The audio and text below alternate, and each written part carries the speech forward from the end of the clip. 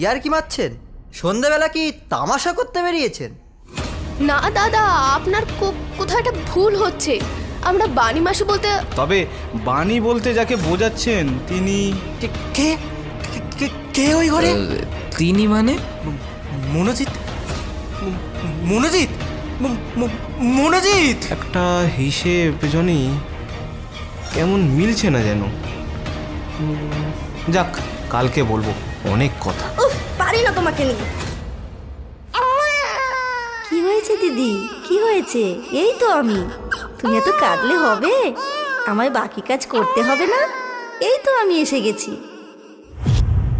গপ্পলেন শুধু বাংলা নয়, বিশ্ব সাহিত্যের জানা অজানা আকর্ষণীয় সব গল্প নিয়ে সাজানো আমাদের এই গপ্পলেন। গপ্পলেনের ট্রাফিক সিগন্যালে আপনারা শুনতে পাবেন ছোট থেকে বড় সব ধরনের গল্প। যেমন একাধারে আপনাদের জন্য থাকবে রোমাঞ্চকর ভৌতিক ডিটেকটিভ কাহিনী, তেমনই অন্যদিকে থাকবে প্রেম, থ্রিলার, অ্যাডভেঞ্চার কাহিনী। আর তার সাথে তো থাকছেই গপ্পলেন অরিজিনালস। শুনতে থাকুন গপ্পলেন, আপনার গল্পের ট্রাফিক জ্যাম। যদি আমাদের গল্প আপনাদের ভালো লেগে থাকে তবে অবশ্যই লাইক করুন, কমেন্ট করুন এবং বন্ধু ও পরিজনদের সাথে শেয়ার করতে একদমই ভুলবেন না। আর যদি আমাদের চ্যানেলটিকে এখনও সাবস্ক্রাইব না করে থাকেন তবে এক্ষুনি সাবস্ক্রাইব করুন আমাদের ইউটিউব চ্যানেল সাংস্কৃতিক অঙ্গন গপ্পলেন। আর ক্লিক করতে ভুলবেন না তার পাশে থাকা বেল আইকনটিতে। আর যুক্ত হন আমাদের সাথে নতুন নতুন গল্প সবার আগে শোনার জন্য। এছাড়াও আমাদের গল্প আপনারা শুনতে পাবেন আমাদের অফিসিয়াল স্পটিফাই চ্যানেল গপ্পলেনে। আজকে গপ্পলেনে আপনাদের জন্য থাকছে শ্রীকান্ত দাসের লেখা দুটি গল্প। প্রথম গল্প সত্য অভিজ্ঞতা অনুসরণে লেখা চিত্তরঞ্জনে চিৎকার ও দ্বিতীয় গল্প পরশ পাথর। শ্রীকান্ত দাস, জন্ম বারুইপুরে, পেশায় শিক্ষক। বর্তমানে বারুইপুর হাই স্কুলে বাণিজ্য বিভাগে করছেন শিক্ষকতা। পাশাপাশি লিখে চলেছেন ছোট গল্প ও কবিতা। টেক্সাসের ডালাস থেকে প্রকাশিত মাধুকরী পত্রিকায় চিত্তরঞ্জনে চিৎকার গল্পটি প্রকাশিত হয় ফেব্রুয়ারি 2025 সংখ্যায়। চিত্তরঞ্জনে চিৎকার গল্পে সূত্রধর ও বিপ্রদীপের ভূমিকায় অনিরুদ্ধ শিকারী, মনোজিতের ভূমিকায় অঙ্কনশ্রী হালদার, রাহুলের চরিত্রে অসিত নস্কর, মাসির চরিত্রে তমালিকা ডাকুয়া, তিরির চরিত্রে মিতা ডাকুয়া, সাউন্ড ডিজাইনিং অনিরুদ্ধ শিকারী, আবহ সঙ্গীত অসিত নস্কর, পর্ব পরিচালনায় অঙ্কনশ্রী হালদার।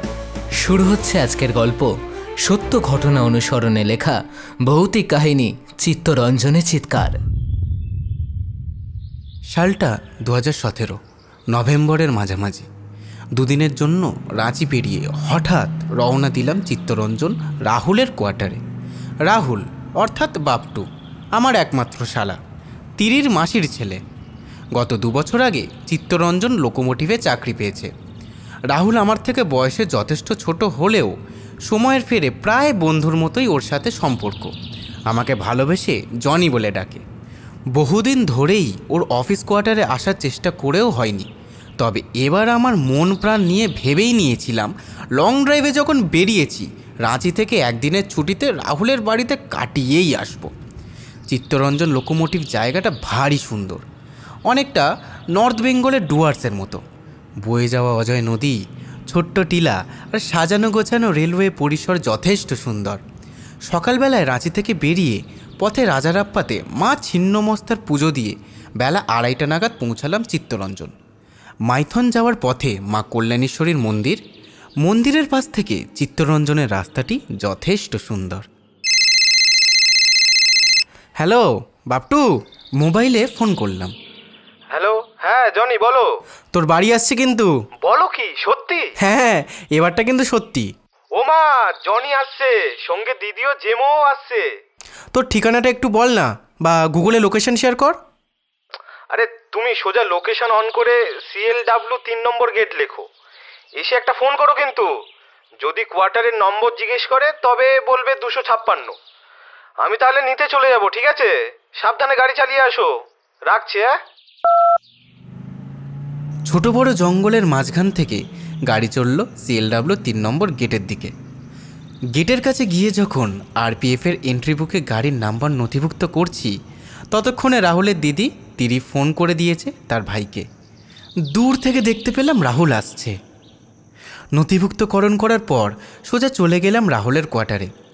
চিত্তরঞ্জনের ভেতরটা খুব সুন্দর, সোজা সোজা বেশ কিছু রাস্তা এবং তার পাশে সারিবদ্ধ হয়ে থাকা রেলের কোয়ার্টার। 24 নম্বর রাস্তা শেষে রাহুলের কোয়ার্টার। গাড়ি রেখে সোজা ঢুকে গেলাম কোয়ার্টারে। অনেকটা জার্নির পর শরীরটাও কেমন আরাম চাইছিল। মানি দেখো, এবার কিন্তু এসেই গেলাম, আর কিন্তু কিছু বলতে পারবে না বাবা। তুমি আর বলো না, কতবার ধরে প্ল্যান করেও তুমি আসতে পারলে না। এবারটা তো কিন্তু আর মিস করলাম না, কি বলো? তিরি ততক্ষণে তার মাসির সঙ্গে জমিয়ে গল্প শুরু করে দিয়েছে। সন্ধেবেলায় আমি আর রাহুল চিত্তরঞ্জনের ভেতরটা একটু ঘুরতে গেলাম। হালকা ঠান্ডা লাগছিল। বর্ষাকালে হাউসের দিকটা যাওয়ার সময় হঠাৎ বেশ কিছু বুনো শুয়োর দেখতে পেলাম। আরে এ তো পুরো ওয়াইল্ড লাইফ বাপটু। আরে চলোই না অজয় নদীর তীরে, শিয়ালও পাবে। আরে বলিস কি ভাই? আরে আমাদের ওই দিকে তো এখন প্রায় কি বলবো, পুরো লুপ্ত প্রাণী হয়ে গেছে। আরে জনি, ওই যে জঙ্গলটা দেখছো, ওই জঙ্গলটার ভিতর পরশুদিন একটা সজারু দেখতে পেয়েছি। দাঁড়াও, এই দেখো। বলিস কি? সজারু এখানে? বাপটু উত্তর দিল, হ্যাঁ, জাস্ট এখানেই। সন্ধ্যা ঘনিয়ে এলো। সবাই মিলে মেলায় যাওয়ার বিষয় আছে। এদিক ওদিক দিয়ে ঘুরে প্রায় 1 ঘন্টা পর যখন ফিরছি, হঠাৎ 263 নম্বর কোয়ার্টারটির সামনে দিয়ে আসার সময় কেমন যেন অস্থির হলো আমার। আচ্ছা বাপটু, ওই কোয়ার্টারটি এরকমভাবে পড়ে আছে কেন?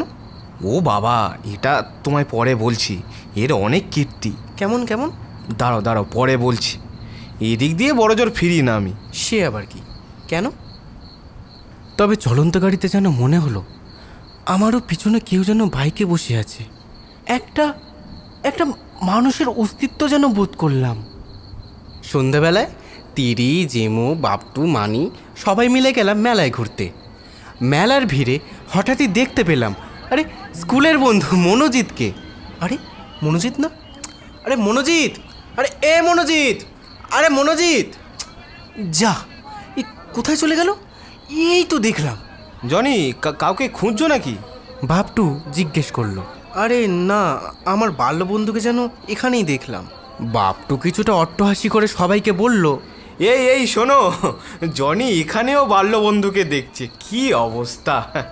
তিরি তো বলেই উঠলো, এই শোনো, তুমি এখানে অন্তত তোমার বন্ধুত্বের আড্ডা পাতিও না। যেখানে সেখানে ছাত্র নয় বন্ধু হিসেবে দেখা তুমি বন্ধ কর।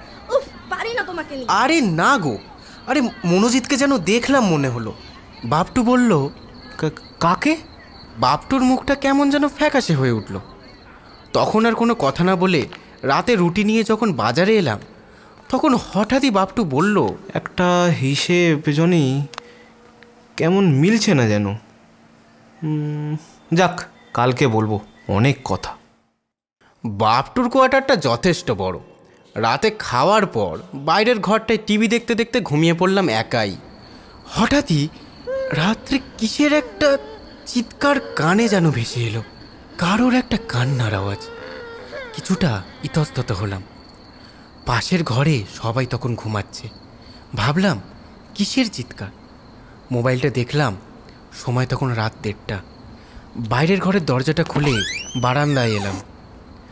আওয়াজটা বাইরে থেকেই আসছে।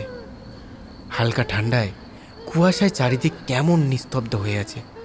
কিন্তু চিৎকারটা কিসের, কার? কৌতূহলী হয়েই গেটটা খুললাম। গাড়ির পাশে 2-4টে কুকুর শুয়ে আছে। বাইরে আসতেই কোনো আওয়াজ আর পেলাম না। এতটাই ভুল শুনলাম। ঢুকতে যাব কি আবার শুনতে পেলাম সেই চিৎকার। আওয়াজটা তো 263 নম্বর কোয়ার্টারের দিক থেকেই আসছে। একটু ইতস্তত বোধ করলাম। এত রাতে বাপটুকে ডাকবো না, থাক, একবার দেখে আসবো কিসের চিৎকার। মোবাইলের টর্চ জেলে আস্তে আস্তে 263 নম্বর কোয়ার্টারের দিকে এগোতে লাগলাম। আরে আরে এ তো আমাদের মনোজিৎ। এই মনোজিৎ বলল, আরে বিপ্রতীপ যে? আমি প্রশ্ন করলাম, ভাই তুই এখানে কি করছিস? মনোজিৎ বলল, তুই কি করছিস সেটা বল। আরে আমি তো শালার বাড়িতে 1 রাত্রির ছুটিতে এসেছি। মেলায় দেখলাম তোকে, ডাকলাম কতবার, কোথায় চলে গেলি বলতো? ও ছাড়, এখানে এত রাতে তুই কি করছিস? আর বিকেলে যখন কোয়ার্টারের পাশ থেকে যাচ্ছিলাম, ওই কেমন অন্ধকার অবস্থা ছিল বলতো? আর এখানে কি তুই থাকিস?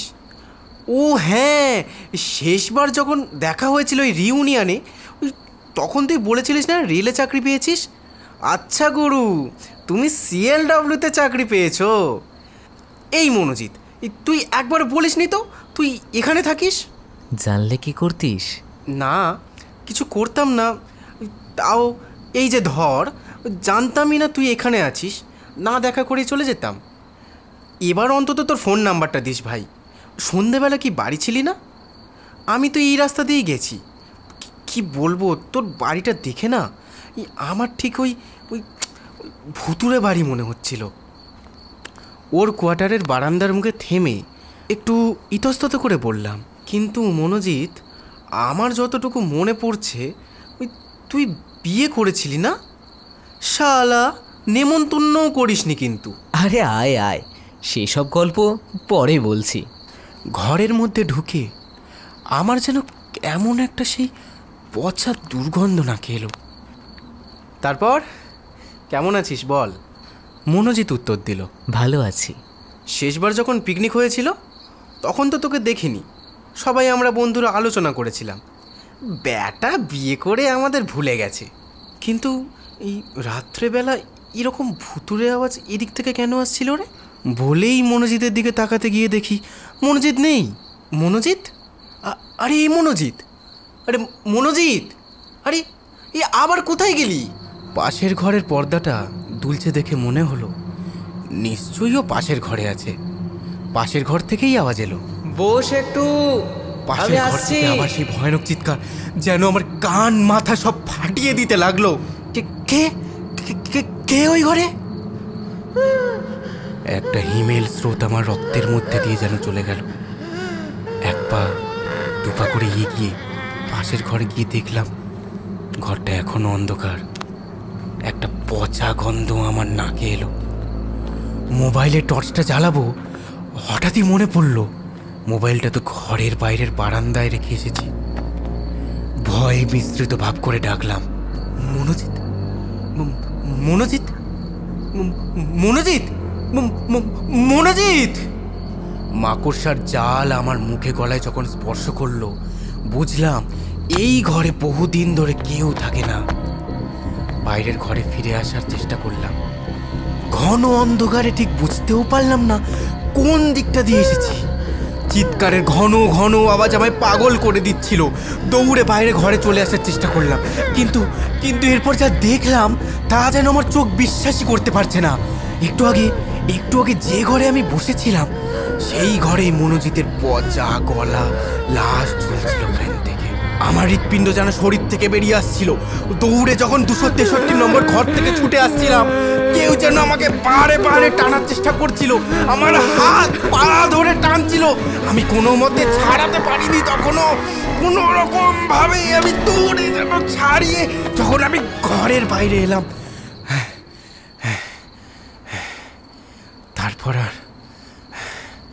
তারপর আর আমার কিছু মনে নেই।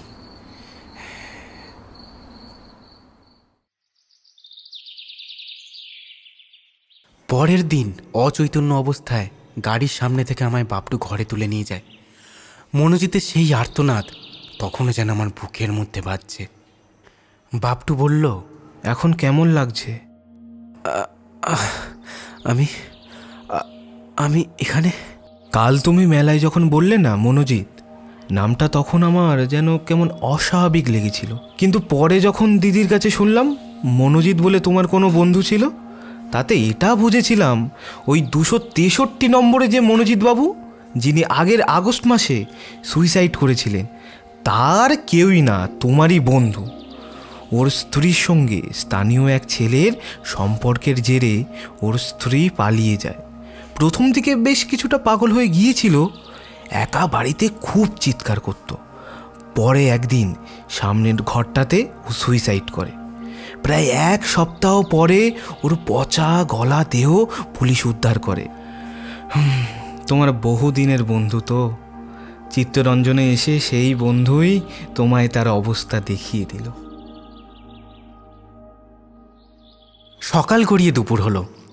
আরও একটু রেস্ট নেওয়ার কথা মানি বাপটু সবাই বললেও কাজের তাড়াতে দুপুরে খাওয়ার পরই কলকাতার উদ্দেশ্যে রওনা দিলাম। ডান হাত নেড়ে যখন টাটাবাই করছে তিরি জেমো, গাড়ির বাঁদিকের মিররে আবছাভাবে 263 নম্বর কোয়ার্টারটি দেখলাম।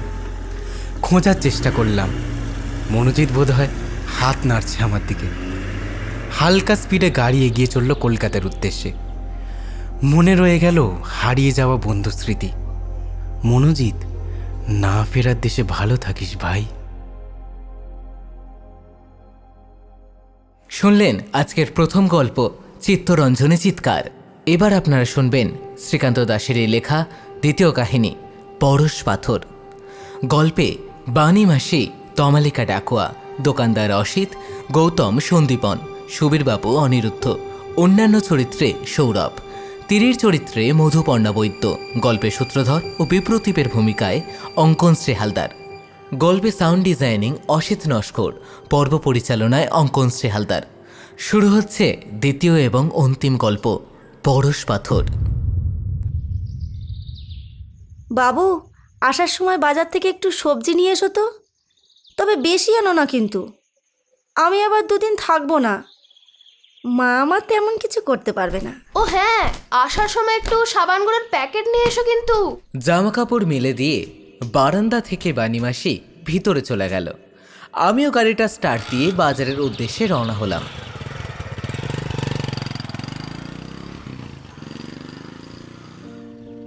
বাণীমাসি আমাদের মধ্যে একজন পরিচারিকা হলেও আমাদের বাড়ির একজন মানুষই। অথচ এই তিরি মানে আমার স্ত্রীর যখন মেয়ে হয়েছে সেই সময় একজন পরিচারিকা খুঁজতে প্রায় হিমশিম খেতে হয়েছিল। আর সেই সময় যেন ঈশ্বরের মতো আমাদের কাছে হঠাৎই বাণীমাসি এসেছিলেন। বাণীমাসি পাশের গ্রামেই থাকেন। বাড়ি খুব বেশি দূরে নয়। সকালে আসেন, দুপুরে থাকেন, আবার সন্ধ্যাবেলা চলে যান। আমার তিরির আর বাপলির ছোট্ট ফ্যামিলিতে বাণীমাসি যেন চতুর্থ মেম্বার। তা প্রায় মাসখানেক আগের কথা। হঠাৎ একদিন কলিং বেল বাজিয়ে এক বয়স্কা মহিলা এসে বললেন, কই মা, কেমন আছিস? তিরি এক প্রকার বিস্ময়ে অনেকক্ষণ তাকিয়ে থেকে বলল, আরে বাণী মাসি না? মাসি, বিশ্বাস করো, কদিন ধরে তোমার কথাই ভাবছিলাম গো। আমি এখানে আছি, তুমি জানলে কেমন করে? তিরি জিজ্ঞাসা করল। মাকেও একবার জিজ্ঞেস করেছিলাম, তবে তোমার ঠিকানাটা ঠিকভাবে মার মনে ছিল না। আশ্চর্য। এসো এসো, ভিতরে এসো। মাসি, খুব বিপদে পড়েছি জানো তো। একটু বিপদ থেকে উতরে দাও না গো মাসি। মানে ঠিক চিনতে পারলাম না তো, আমি বললাম। উত্তরে তিরি বলল, বাণী মাসি আমার ছোটবেলায় মানুষ করেছিল।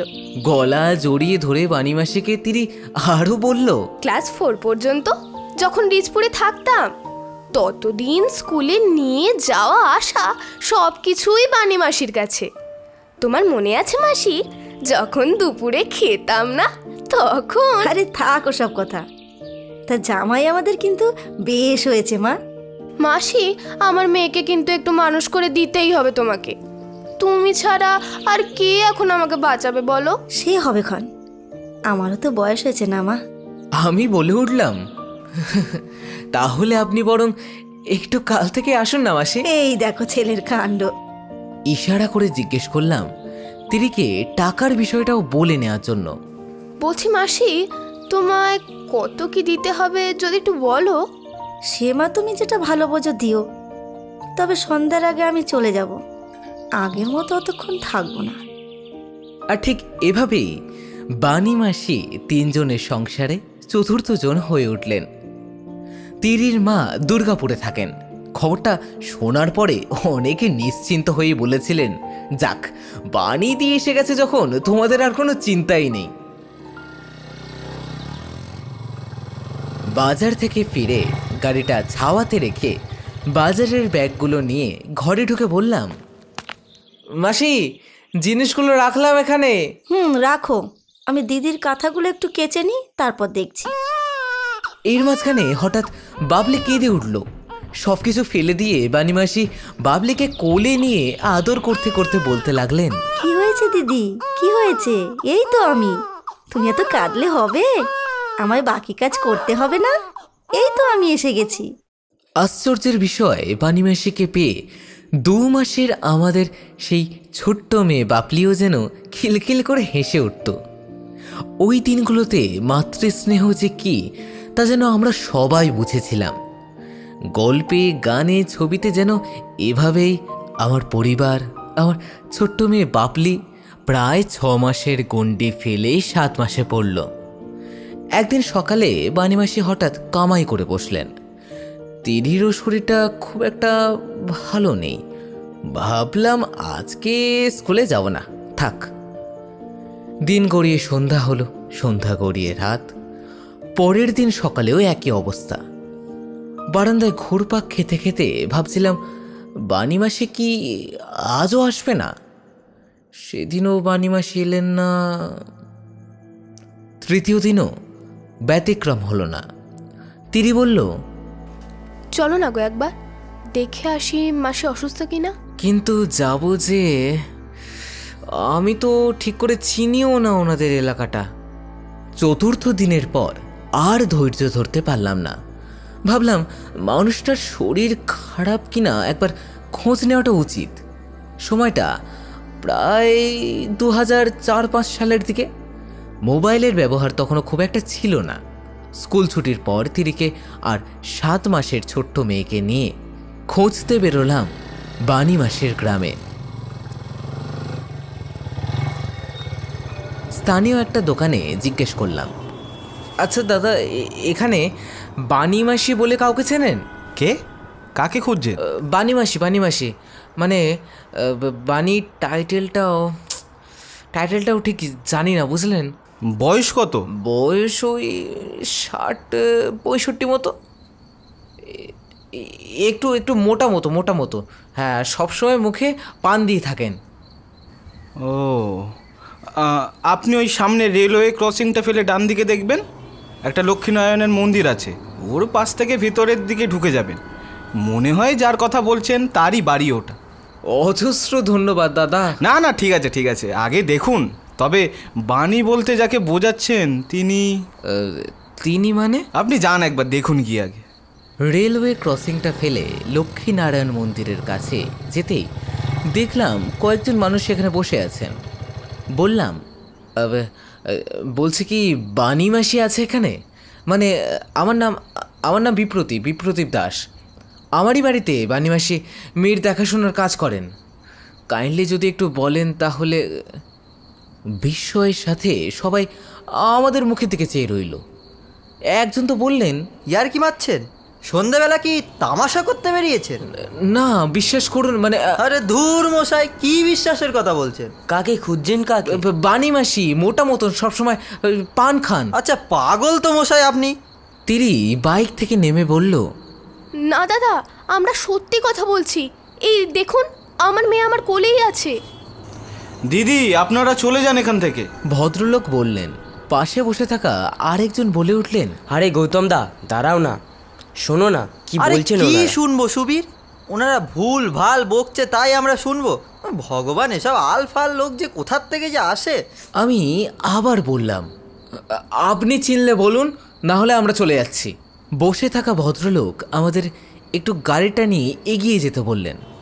উনি পিছন থেকে হেঁটে এসে বললেন, বিষয়টা কি, কেন বলছেন এসব কথা? আমি বললাম, আরে দাদা, 4-5 দিন ধরে উনি কাজে আসছেন না, সেই জন্য একবার খোঁজ নিতে এসেছি। দেখুন, আমি একজন পেশায় শিক্ষক, আমি ভুল কথা তো কাউকে বলবো না, তাই না? ভদ্রলোক বললেন, আপনি যার কথা বলছেন তিনি 2 বছর আগেই মারা গেছেন। বিষয়টা কেমন যেন লাগলো আমার কাছে। বিস্ময়, ভয়, জড়তা সব যেন একসঙ্গে আমায় গ্রাস করতে লাগলো। তিরির মুখটাও কেমন যেন ফ্যাকাশে হয়ে গেল। দুজনের দিকে তাকিয়ে বোকার মতো চেয়ে আছি। না দাদা, আপনার কোথাও একটা ভুল হচ্ছে। আমরা বানিমাসি বলতে। দিদি শুনুন, আপনি যার কথা বলছিলেন তারই ছেলে এই গৌতম দা আপনার সঙ্গে এতক্ষণ ওইভাবে কথা বলছিলেন। আসুন, ভিতরে আসুন। বাইকটা দাঁড় করিয়ে ভদ্রলোকের সাথে ভিতরের দিকে গলি দিয়ে হাঁটতে হাঁটতে গেলাম। একটা ছোট দরমার ঘর, টালির চাল প্রায় ভেঙেই পড়েছে। ঘরের ভেতরে ভদ্রলোক নিয়ে ঢুকলেন আমাদের। আসুন, ভিতরে আসুন।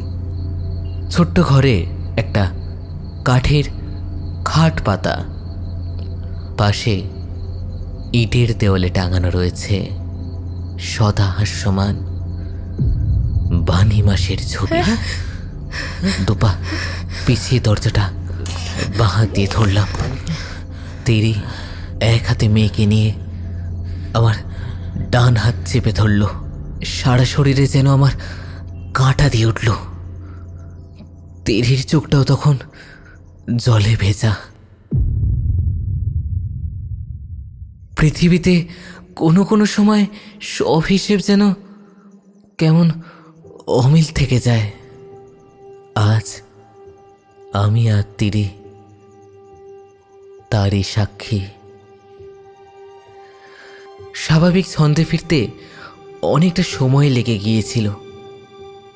2 মাস পর কোটাক KV10 ক্যামেরাটা যখন ওয়াশ করলাম, শুধুই দেখলাম সব জায়গায় আমরা সবাই আছি, শুধু নেই বানি মাসি। অবাকভাবে ভাবলাম, কোনো মানুষের সামনে বানি মাসিকে আমি দেখাতে পারিনি।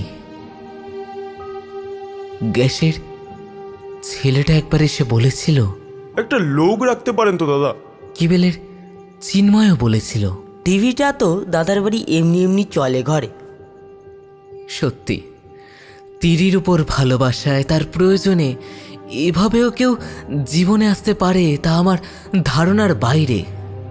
সব কিছুই যেন কেমন অস্বাভাবিক মনে হলো। 20 বছর আগের সেই স্মৃতি আজও যেন ভুলতে পারিনি কেউই। সময় যায়, ট্রেনে বাসে অনেক বানিমাসি দেখি, খুঁজি সেই সদা হাসি মানুষটাকে, জীবনের বড়, যিনি আমাদের অসময়ে আমাদের পাশে এসেছিলেন। ভালো থেকো মাসি।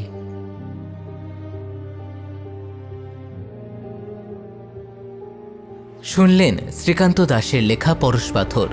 গল্পে বানি মাসি তমালিকা ডাকুয়া, দোকানদার অসিত, গৌতম সন্দীপন, সুবীরবাবু অনিরুদ্ধ, অন্যান্য চরিত্রে সৌরভ, তিরির চরিত্রে মধুপর্ণা বৈদ্য, গল্পের সূত্রধর ও বিপ্রতীপের ভূমিকায় অঙ্কনশ্রী হালদার, গল্পে সাউন্ড ডিজাইনিং অসিত নস্কর, পর্ব পরিচালনায় অঙ্কনশ্রী হালদার। দেখা হচ্ছে ফের পরের সপ্তাহে আরও এক নতুন গল্প নিয়ে। শুনতে থাকুন গপ্পলেন, আপনার গল্পে ট্রাফিক জ্যাম।